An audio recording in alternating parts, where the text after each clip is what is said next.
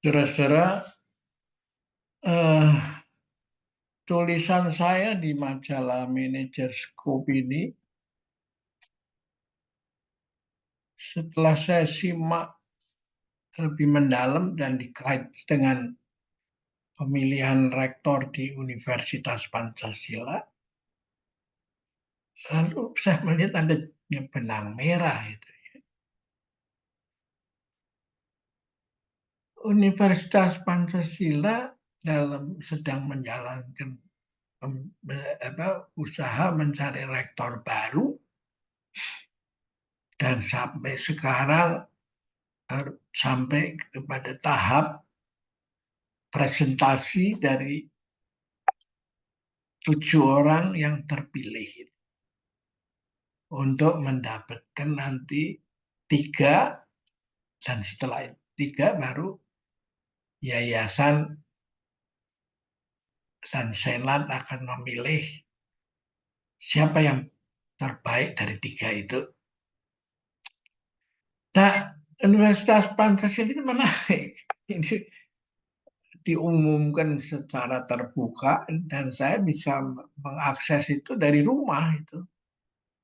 Ya, sehingga saya bisa dengerin masing-masing calon itu dari rumah aja, nggak usah datang kan. Lalu saya melihat kok ini sesuatu kepeloporan. Saya nggak tahu apakah di tempat lain terjadi. Tapi sebelum ini menarik juga, Universitas Pancasila itu mendirikan rumah ibadah pada 6 agama yang resmi diakui pemerintah, ya, terdaftar pada pemerintah itu. Itu juga menimbulkan pertanyaan pada orang, apa sebenarnya ide di balik ini? Dua peristiwa yang berjalan berkaitan kan, ya, saling menyusul toh. Nah, kali ini saya mengambil judul siapa lebih kompeten itu antara pinter versus kebajikan, benar itu, untuk membangun peradaban abad 21 itu. Nah, ini menarik karena apa? Kosakata bahasa Indonesia ini mengenal kata benar itu. Diambil dari bahasa Jawa kan. Jadi antara intelektual dengan wisdom itu mana yang lebih tinggi itu, ya. Nah, ini sebenarnya sudah lama ada di dalam cerita wayang, yaitu siapa yang lebih pintar, lebih tinggi, lebih kompeten, Bathara Guru atau Semar itu. Nah, Bathara Guru itu memerintah dengan intelektual. Dia menjadi pemimpinnya di mana-mana dalam hal intelektual. Tak bisa disamakan dengan universitas itu, ya. Itu tempat mendidik orang-orang yang calon Bathara Guru. Tapi orang Jawa itu punya tokoh namanya Semar. Ya, Semar itu ditaruh lagi posisinya sebagai lebih tinggi atau kakak dari si Bathara Guru itu. Ya. Sehingga kalau dia ngomong sama Pak Bathara Guru itu ngomongnya dengan bahasa ngoko, bahasa untuk orang bawah, orang sehari-hari. Sedangkan dewa-dewa yang lain itu bicara dengan kromo inggil, ya toh, karena menghormati siapa Bathara Guru itu sebagai pimpinan tertinggi toh. Nah, ini penting buat universitas. Karena disitulah dicetak pemimpin-pemimpin.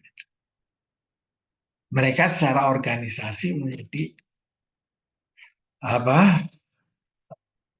setelah di masyarakat tergabung dari partai menjadi partai-partai dalam partai ini, partai itu, bergabung menyalurkan melalui politik kan.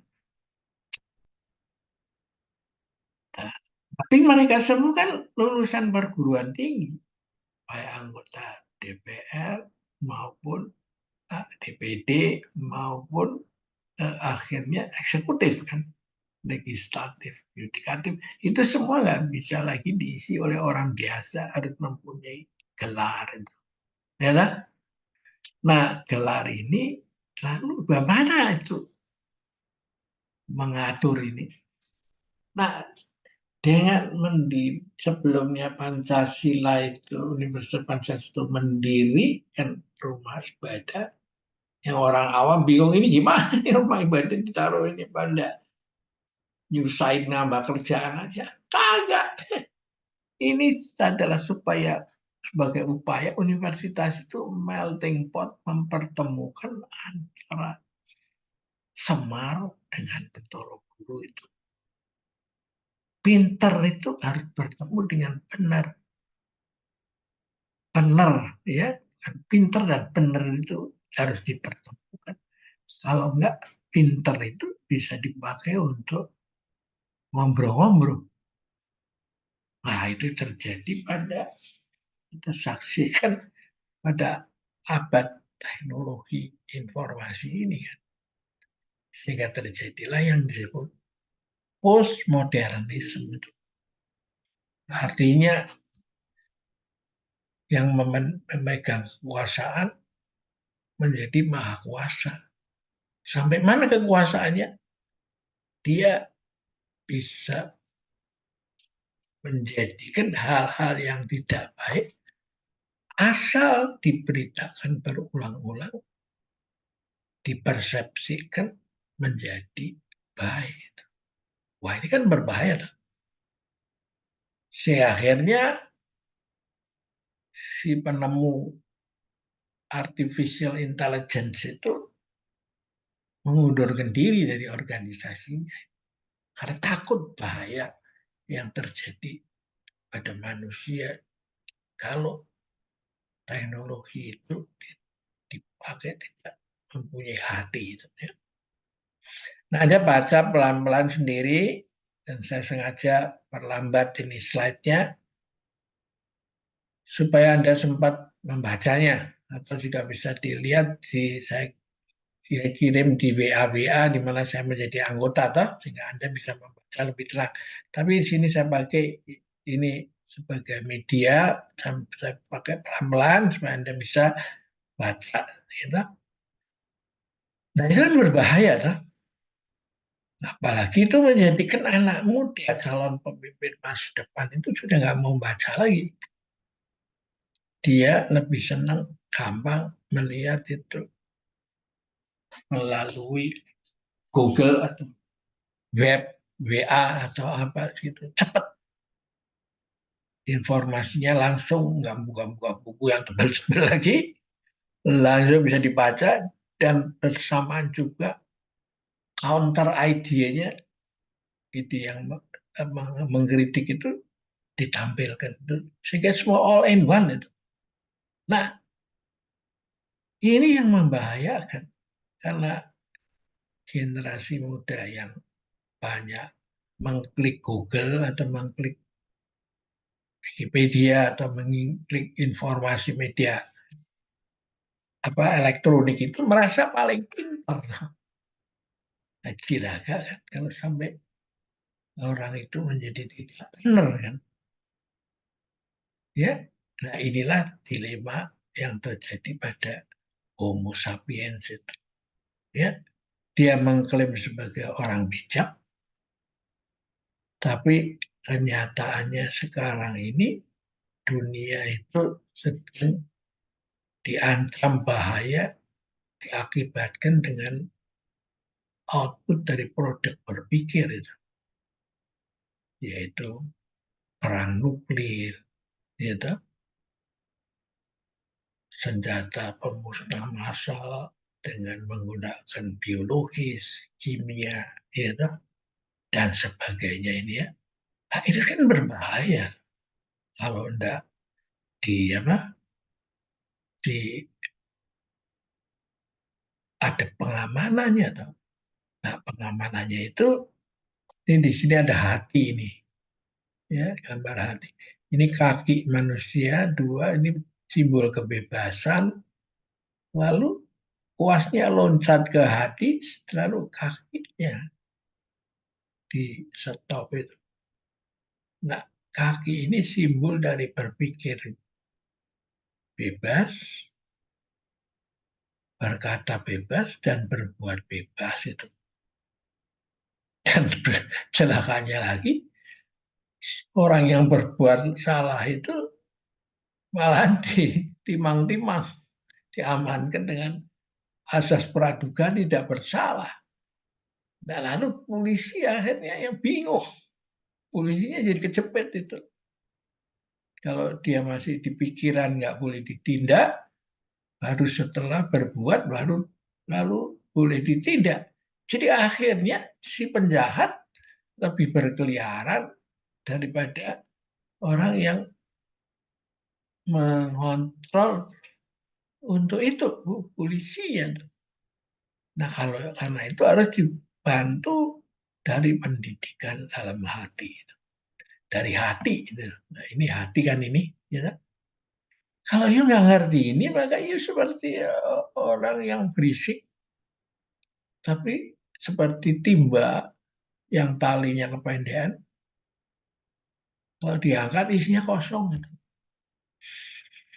Nah, Semar itu lalu kan tidak bisa diskusi doang sama siapa si Batara Guru, tapi dia menitis menjadi Punokawan ini, ya, yang tugasnya menemani Pamong Praja, ya, mendampingi dia sehingga bisa sukses di dalam kehidupannya itu. Dalam budaya Jawa dikatakan hanya pemimpin yang ditemenin oleh Semar yang bisa sukses itu. Nah, kalau Anda lihat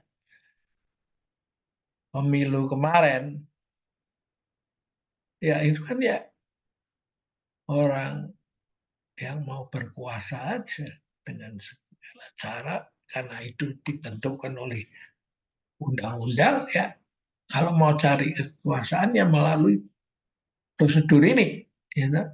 Nah, karena itu dari mana kita harus mengamankan itu? Ya sudah, dari tempat yang mendidik dapurnya yang mendidik otak itu, dan itulah universitas itu. Nah, ini yang menurut saya penting sebelum menentukan siapa dari tiga besar yang terpilih itu untuk melanjutkan kepemimpinan Universitas Pancasila ke depan itu. Karena saat sekarang sudah tambah beban lagi, amanah dari PBB melalui sekjennya bahwa dunia ini tidak bisa lain kecuali menjadikan Bhinneka Tunggal Ika sebagai ideologi atau lifestyle lah, lebih baik lah. Kalau ideologi yang propaganda apa sih? Kalau lifestyle kan gaya hidup kan untuk masa depan PBB itu. Yaitu hubungan gotong royong, Bhinneka Tunggal Ika, saling menghidupi sama saling membatasi, bukan berbasis super power. Ya, jadi menurut saya timingnya tepat ini tulisan ini keluar ya dari manajer scope itu, Nah, ini penting juga introspeksi pada para agamawan ini. Mau apapun dalih Anda, pentingnya agama yang diimani masing-masing. Kita tidak mau masuk kepada ranah itu, tapi akhirnya ya bisa nggak berpendapat seperti yang terjadi pada Paus Francis, Paus ini yang pernah dicoba oleh pembunuhnya, dan lalu dia mengunjungi dan berjabatan tangan dengan si pembunuh itu. Dan di sebelah sini ada dia mengatakan setuju dengan pendapat bahwa matahari itu tidak bersinar untuk dirinya sendiri, tapi untuk orang lain. Sungai itu tidak mengalir air untuk diminum sendiri. Pohon tidak berbunga dan berbuah untuk dirinya sendiri, tapi untuk melayani alam. Seperti Hasta Brata itu. Ya, ini yang harus akan menjadi ideologi masa depan itu. Dan di syair pendek ini dikatakan, karena itu semua orang boleh dan senang sekali kalau saya melihat orang itu berjuang sendiri dan merasa bahagia. Tapi apa adalah lebih tinggi, lebih senang kalau orang itu berbahagia karena kita ikut membantunya itu. Karena kita membantu dia sehingga dia bisa menjadi tumbuh. Nah, inilah Anda mungkin bisa melihat visi daripada tulisan ini, dan saya rasa kita akhirin dulu sampai di sini, dan sampai jumpa lagi dalam pertemuan yang akan datang. Kaitan tulisan ini ada kaitannya, merupakan sambungan dari tulisan edisi sebelumnya tentang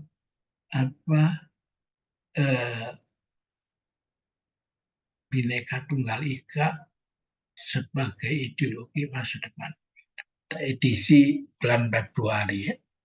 Oke, sampai jumpa lagi.